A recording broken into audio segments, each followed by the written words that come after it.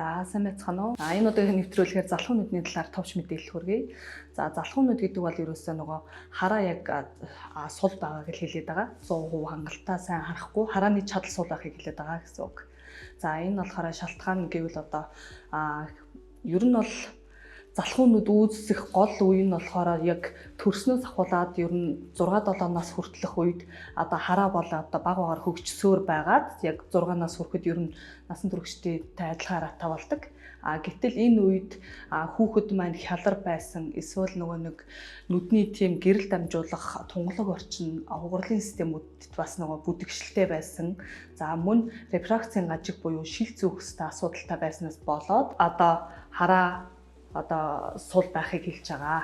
За хяларын хувьд авч үзэх юм бол одоо нөгөө нүд одоо тэгш хэмтэй байх хэвээр гэсэн үг. Гэтэл чинь нүд хоёр нүд хоёулаа тэгш хэмтэй байгаагүйгээс болоод залхуу нүд үүсэх шалтгаан бий болж байгаа. За тэр рефракцийн гажиг гэдэг маань болохоор нөгөө нэг харааны шил зүүхстэй асуудал. Энэ маань болохоор голцоо цилиндр шил болно. Нэмэх шил зүүдэг хүүхдүүдээр их хөвчлэн илэрдэг.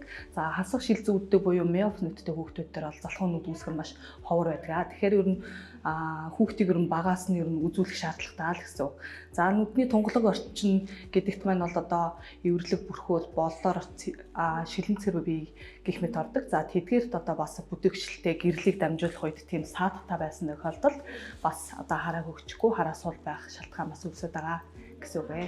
За эндээс урьдчилан сэргийлэхийн тулд ер нь бол угаасаа л хүүхдийг үзлэгт мэрэгжлийн нүдний эмчтэл харуулах, харааг шалгуулах шаардлагатай гэсэн үг. Тэгжээч ер нь залхуу хараанаас урьдчилан сэргийлж чадна. Урьдчилан сэргийлж болохгүй зүйл бол биш ээ гэсэн үг. Насанд хүрээд ер нь хараа тэрчгтээ нөгөө сул үлдчихдэг.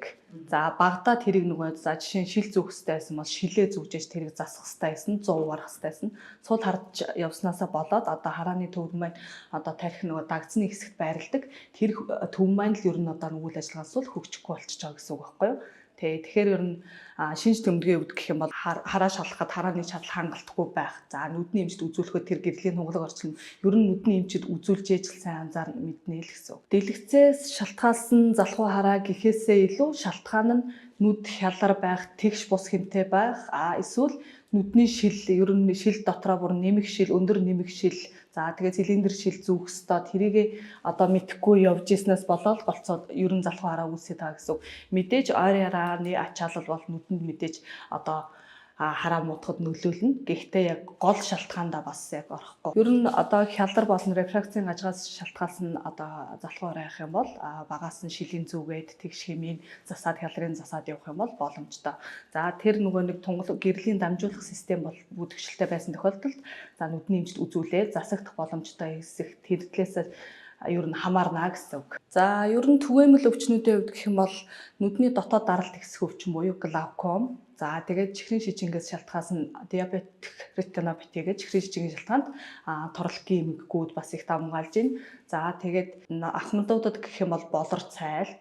За тэгээд шар толгойн сүнрэл гих мэтчил нь ер нь за залуу хүмүүст гэх юм бол яг хуу чихрийн шижингээс шалтгаалсан диабетик ретинопати.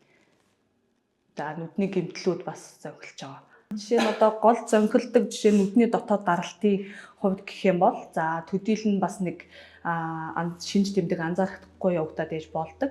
Тэгэхээр нүдний эмчд үзүүлж нүдний даралтайгаа мэднэ. За нүдний даралтайгаа мэдэхгүйгээр одоо явсараад эцсийн шатанд орсон хүмүүс бас одоо ер нь бас элбэг байгаад байгаа. Нүдний дотоод даралт гэдэг маань биеийн даралт бол шууд одоо завирыг бол толгой өвдөл дотор муухай даралт хүзүү хөшөөл гих мэтчлэн шууд шинж тэмдэг өгөл хэлдэг. Нүдний дотоод даралт бол яг хуу бүр огцон мэгсээгүй бүр хит өндөр биш л бол тэгж их нүдээр нэг завир өгөөд байхгүйгээр харааны мэдрэлийг гэмтээсээр байгаа л эцсийн шатанд орчдөг талууд бас их зөндөө байгаа. Гар утсыг бол ер нь ойрын харааны ачааллын үед болон гар утсыг үзэх үедээ 20 минут ойрын үтсэн бол дунд нь 20 секунд нүдээ амрааж явах хэрэгтэй. Дээрээс нь шаардлагагүй тохиолдолд хүүхдийн гар утас дэлгэцнээс хол байлгах нь хүүхдийг нөгөө дэлгэцийн хөх туянаас одоо хүүхдийн нүдийг хамгаалж байгаа гэсэн. Тэгэхээр шаардлагагүй тохиолдолд гар утсыг бага хэрэглүүлэх хэрэгтэй. Нэг удаадаа одоо 30 минутаас 20-30 минутаас хэтрүүлэхгүй байдаг ч юм уу тий. Нүдний эмчтэй л ханд жилдээ нэг удаа нүдний эмчд нүдээ үзүүлж явах хэрэгтэй шаардлагатай.